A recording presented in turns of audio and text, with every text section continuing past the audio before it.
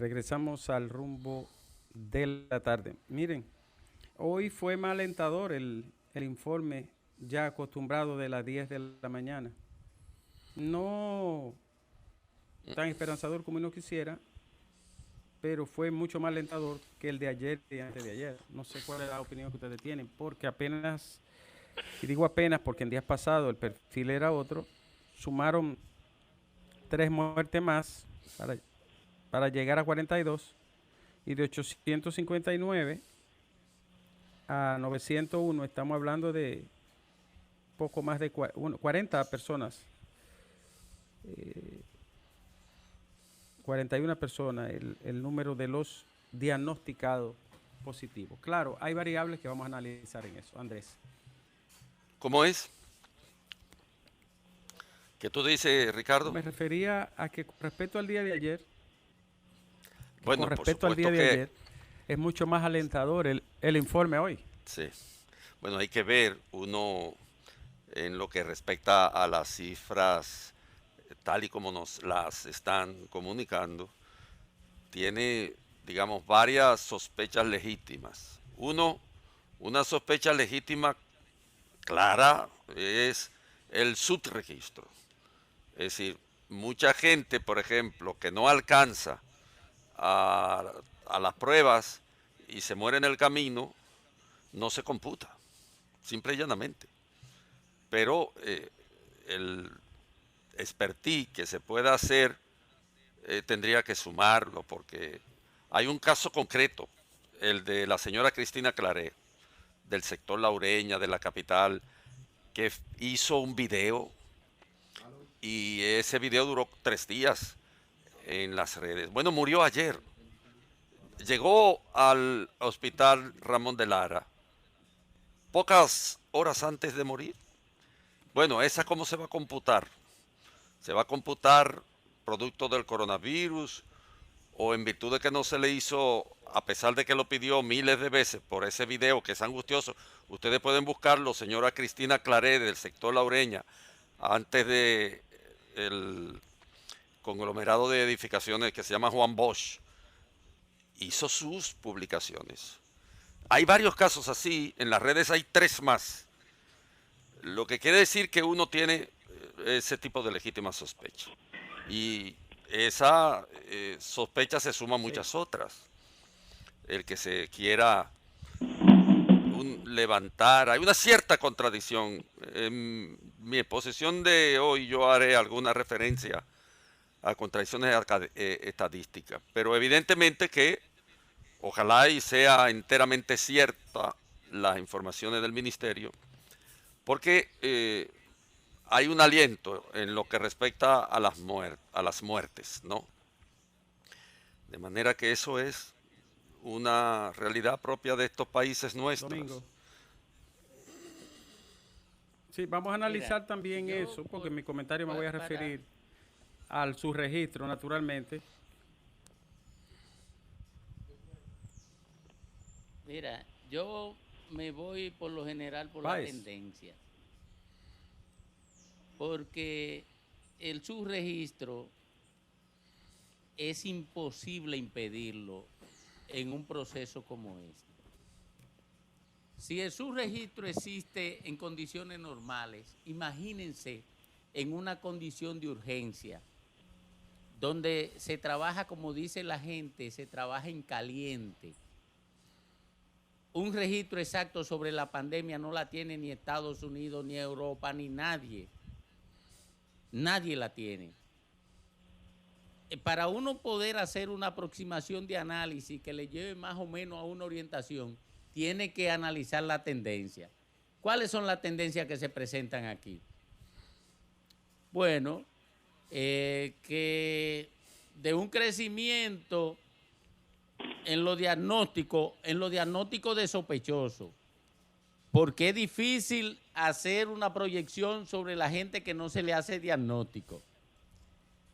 El registro en los diagnósticos de sospechosos en las anteriores 24 horas aumentó un 24%. Ahora aumentó un 4.8%, me parece. La mortalidad el índice de mortalidad pasó de 4.5 a 4.6. Hay una tendencia que se mantiene al crecimiento. Todavía no se ha detenido. Entonces, eso para mí, esas son las tendencias. El crecimiento de los infectados diagnosticados, no de lo que nosotros no podemos ver, sino de lo que se puede ver.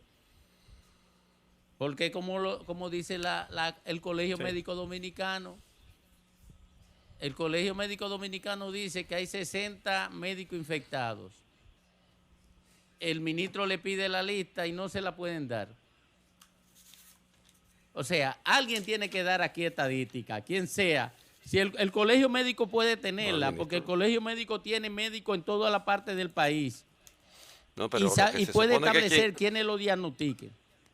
No, quien da estadística debía ser el ministerio. Esas son sus funciones. Sí, claro, el ministerio es que la da. Sí, porque esto es de orden público todo esto. Porque claro, lo que pasa es, mira, lo que pasa es que si se dice que son más que lo que dice el Ministerio de Salud, entonces alguien tiene que decir cuántos son. O sea, no puedo decir simple y llanamente son más. Hay, sí, como dice el Colegio Médico, hay un subregistro, pero no dice cuántos son. Entonces, ¿a qué nos atenemos? Eso no podemos atenernos a nada. Lo hablaremos ahorita con el presidente del colegio y es correcto. Y es correcto, porque por eso yo digo, sí, yo me llevo de las cifras oficiales porque yo no tengo otra. Pero no tengo hablaremos otra. del subregistro, porque el subregistro no necesariamente... O sea, lo que yo quiero decir no necesariamente es que voluntario. El subregistro tiene tres categorías: voluntario, involuntario, y cuando no tiene el dominio ya por desconocimiento total. Eso lo veremos más adelante. Fafa, ¿está por ahí?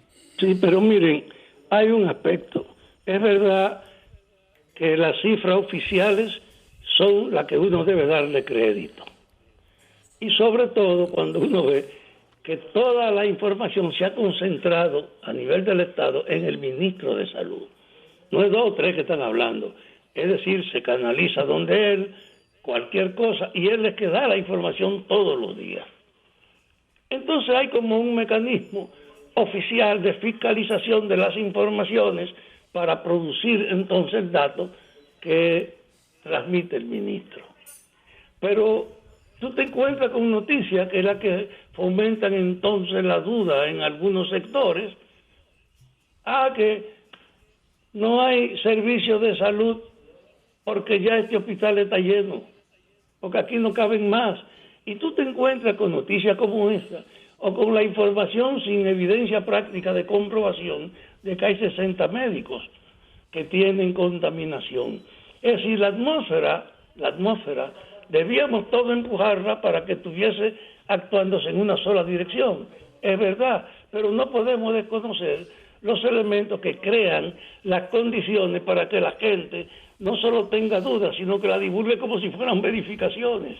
El hecho cierto es que estamos en el proceso de crecimiento, de incubación todavía del virus, y que no podemos hacer ilusiones creyendo que esto uno puede ignorar, que la tendencia en todas partes es a crecer.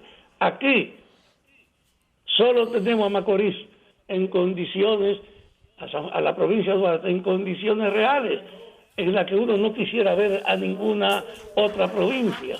Pero en el fondo hay un paquete de provincias que aparecen ahí que no ha pasado nada. Es decir, aquí hay muchas zonas que no tienen nada que ver con esto.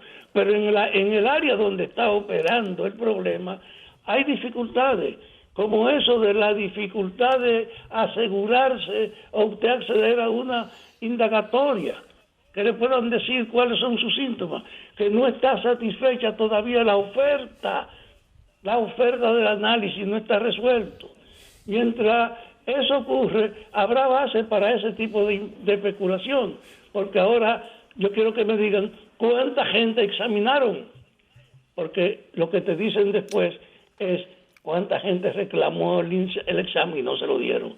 El ministro hace una alusión a lo que se registraron y no correspondían a enfermos, pero hay un déficit en la sociedad que no puede taparse.